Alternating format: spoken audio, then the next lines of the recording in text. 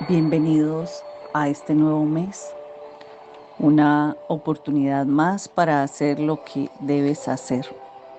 Que la sustancia de esta palabra de hoy traiga a su vida la base para iniciar a edificar en el tiempo que te queda. Hoy, 1 de noviembre, le saluda a Jenny con una palabra para el Espíritu. Que seas bendecido con este devocional que inicia hablando de cuando no quiero hacer lo que debo hacer. La palabra que nos respalda hoy está en Gálatas 5, 16, 18. Dice, digo pues, andad en el Espíritu y no satisfagáis los deseos de la carne, porque el deseo de la carne es contra el Espíritu y el del Espíritu es contra la carne, y estos se oponen entre sí, para que no hagáis lo que quisierais. Pero si sois guiados por el Espíritu, no estáis bajo la ley. Dentro de la creación encontramos un opuesto para todo. Y aquí hay tres escenarios: el de la ciencia, el de la humanidad y el de la espiritualidad. ¿Por qué de pronto siempre hago énfasis con la parte espiritual? Porque nosotros antes de ser carne fuimos espíritu. Por eso Dios nos ideó y puso en nosotros, para darnos vida, puso el Espíritu de Dios en nosotros. Pero bueno, vamos a diferenciar entonces. En la ciencia encontramos los polos opuestos, ¿sí? El extremo positivo, el negativo, el norte, el sur. Bueno, en la humanidad encontramos el amor y el odio, siendo estos totalmente diferentes. Han estado entre nosotros desde el principio y han permanecido, o sea que estarán hasta el fin del mundo. Y el de la espiritualidad. Aquí encontramos lo que es el bien y el mal, los cuales también han existido desde el principio de la creación, pero va a llegar el día en que lo bueno va a permanecer y lo malo tendrá su fin. En nuestro diario vivir, ¿qué es lo que queremos que se oriente? Pues nosotros vamos a querer, los cristianos debemos querer qué es lo bueno, qué es lo que nos conviene, según la palabra de Dios, ya que esta es la que nos bendice y es la que nos edifica en gran manera. Porque miren que lo malo solo nos trae dificultades, consecuencias, tribulaciones, enfermedades, angustia, incertidumbre. Entonces es imposible que podamos agradar a Dios viviendo en pecado y sin un verdadero arrepentimiento. Por eso quien tenga el entendimiento del bien y del mal, sabe que está optando de manera voluntaria a vivir en bendición porque obedece a Dios, o a vivir las consecuencias del pecado por ser desobediente. Esta mañana les estoy invitando, apreciado oyente, a que haga mejor lo que a Dios le agrada. Si nosotros vemos en Gálatas, Pablo advierte del error de usar la libertad en Cristo como un libertinaje. Si Cristo vino a libertarnos, no era a hacer nosotros lo que quisiéramos. Y este es un pensamiento que surge de la idea de no estar bajo la ley, que era lo que nos manejaba en el Antiguo Testamento. En Gálatas 5:18 dice la palabra, pero si sois guiados por el Espíritu, no estás bajo la ley. Entonces, ¿cómo debe vivir el cristiano liberado del yugo de la ley? Pablo plantea esos dos caminos, dos maneras de vivir, siguiendo las obras de la carne o manifestando el fruto del Espíritu. Entonces, si nosotros vamos a buscar andar en el Espíritu, en la palabra Gálatas 5, 16, 18 nos dice, andad en el Espíritu y no satisfagáis los deseos de la carne. ¿Qué quiere decir la Biblia cuando nos habla de andar en los caminos de Dios? Nosotros encontramos, y ustedes lo pueden verificar, en Deuteronomio 13, del 4 al 5, en Romanos 13, 13 y en Colosenses 1, 10, pueden encontrar cómo la voluntad de Dios está claramente indicada en la Biblia para que nosotros andemos en ella. Y claro, esto incluye cumplir los 10 mandamientos de la ley. Y aquí nos está pidiendo es que tengamos temor a Dios, que guardemos sus mandamientos, que escuchemos su voz, que le sirvamos, que le sigamos, que le agrademos en todo, que llevemos fruto en las buenas obras, que crezcamos en el conocimiento de conocerle y que nos comportemos de manera honesta. Entonces, acatar estos mandamientos como un medio de salvación es poder saber que nos apartamos del camino, es andar sin tener en cuenta lo que Dios ha hecho por mí. Por lo tanto, Pablo nos mostraba o nos muestra por qué existe ese conflicto entre lo bueno y lo malo, entre esas dos fuerzas que luchan, que son la carne y el Espíritu Santo y la naturaleza pecaminosa, o sea, nuestros malos deseos y las inclinaciones de nuestro cuerpo. Allí es donde vemos el conflicto cristiano, porque la palabra lo dice en Gálatas 5:17, porque el deseo de la carne es contra el espíritu y el del espíritu es contra la carne, se mantienen en una pugna ambos. El deseo de la carne es ese deseo de pecar, de satisfacer nuestra naturaleza egoísta. Esta es la naturaleza de todo ser humano. Cuando nosotros aceptamos el sacrificio de Jesús, el creyente, ¿qué es lo que hace? Adquiere una nueva naturaleza. Esa nueva naturaleza es la que nosotros hablamos de lo espiritual, que está en contra de lo carnal. Y eso lo pueden verificar en Romanos 7, 14, 25. Entonces, buscamos es aislarnos del mundo o esperar que Dios anule milagrosamente esa tendencia carnal que no nos soluciona los problemas. Dice que solo en la segunda venida vamos a ser librados de este conflicto, que cada día debemos tomar la decisión de ponernos del lado del Espíritu y que nos aferremos a esa mano poderosa.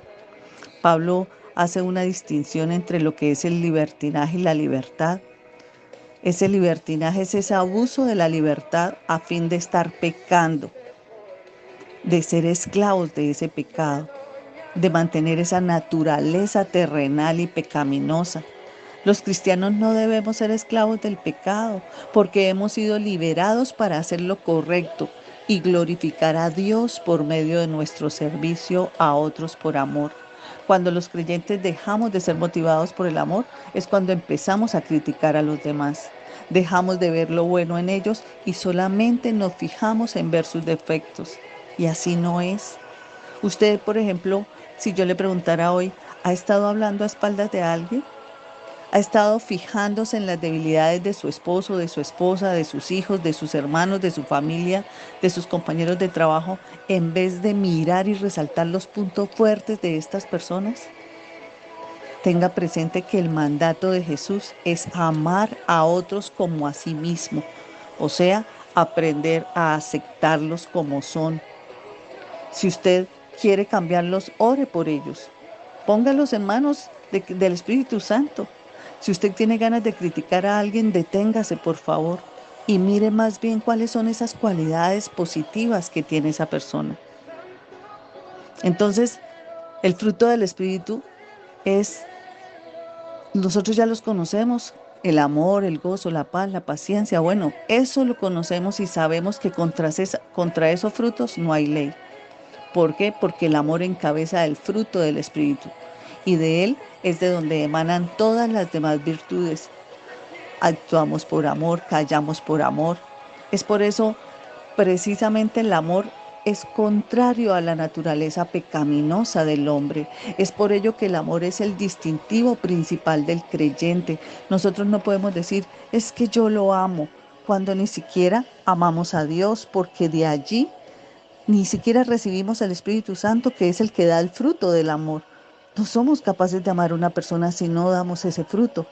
Entonces, el amor que emana de Dios fluye en nosotros y emana desde nosotros hacia dónde? Hacia Dios y hacia nuestro prójimo. Pero tenemos que encontrarlo primero a Él. Por eso usted debe permitirle al Espíritu Santo que lo guíe. Tenga cuidado de no confundir sus sentimientos, sus emociones con la dirección del Espíritu Santo, porque la guía del Espíritu Santo implica el deseo de escuchar su dirección, de parar a sus pensamientos, a sus actuares, de saber cuál es la disposición a obedecer de la palabra de Dios, qué es lo que la palabra de Dios le dice, y de ser sensible al discernimiento de sus propios sentimientos y de los impulsos que le comunica con el Espíritu Santo. ¿Por qué? Porque esos traerán paz a su vida.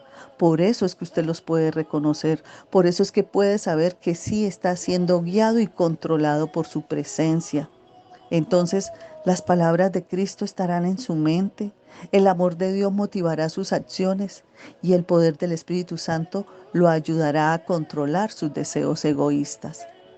Conozcamos cuáles pueden ser algunas obras de la carne: el adulterio, la fornicación, la inmundicia, la idolatría, la hechicería, las enemistades, los celos, las iras, las contiendas, las envidias, los homicidios, las borracheras, el hurto, la mentira, los malos pensamientos, la avaricia, las maldades, la soberbia, el engaño, la embriaguez, la cobardía, la incredulidad, el egoísmo, la blasfemia, la desobediencia a los padres, la ingratitud, el desafecto, la calumnia, la crueldad, el aborrecimiento de lo bueno, la traición.